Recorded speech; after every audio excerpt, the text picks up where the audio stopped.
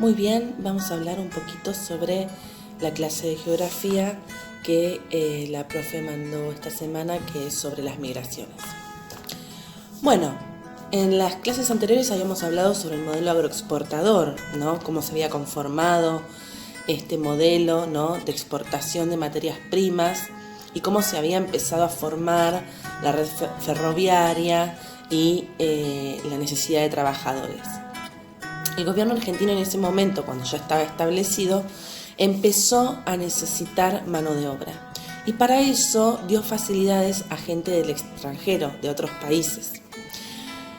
Mucha gente durante 1881 y 1914, aproximadamente 1930, tuvieron grandes ventajas para venir a la Argentina y se generó una gran oleada de inmigrantes, mayoritariamente de Italia y de España y de otros países también, pero en menor cantidad. Bien, ¿qué los trajo a este país esa gran cantidad de inmigrantes que se dicen que en 30 años llegaron a venir 4.200.000 inmigrantes? ¿Qué los trajo? Las condiciones de trabajo de su país, ¿sí? Antes de la Primera Guerra Mundial había una gran crisis económica en Europa y esto hizo que muchas familias empezaran a venir, ¿sí? Luego, cuando surgió la Primera Guerra Mundial, muchos venían para escaparse de ese escenario bélico que después había que afrontar con muchísima crudeza la cuestión económica y reconstruir la ciudad. Entonces muchos decidieron venirse para acá, ¿sí?, porque ya había gente asentada.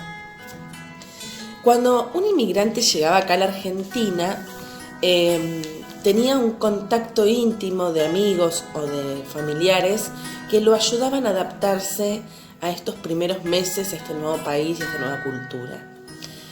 Y así iban llegando cada tanto distintas familiares. Al principio eran mayoritariamente hombres y después, cuando ellos se establecían, venían mujeres, venían familiares, allegados y todo esto.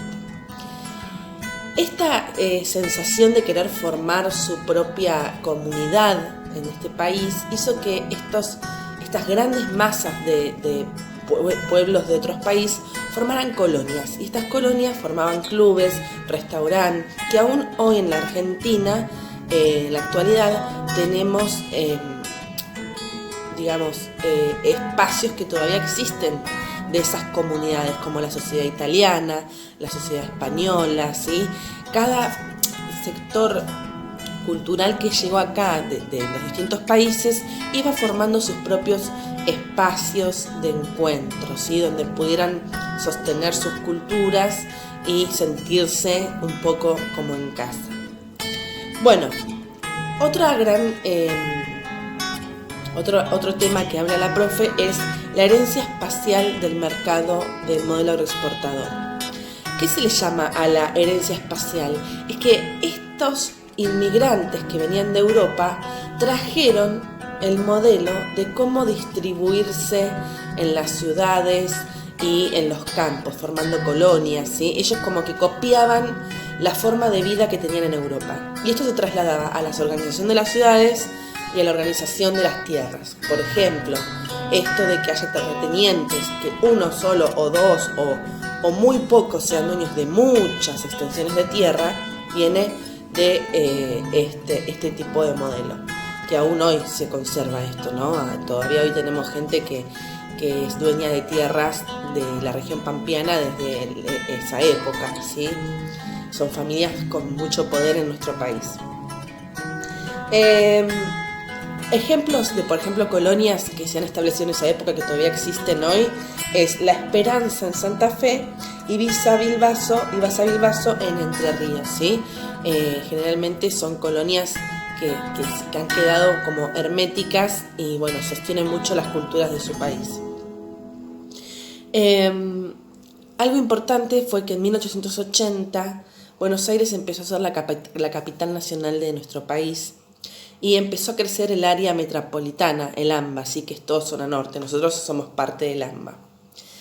Y empezó a crecer la población en las ciudades de Santa Fe, Rosario y Mar del Plata, ¿sí? O sea, todas estas personas que venían del extranjero, de España, de Italia, de Francia, venían y se iban asentando, entonces claro, la población en nuestro país aumentaba y se iban generando grandes ciudades. Y algo importante es que todo tenía forma radial. ¿Y qué es esto? Que de un punto importante se iba ramificando la forma en que llegaba a el puerto de Buenos Aires o a la ciudad de Buenos Aires, ¿sí?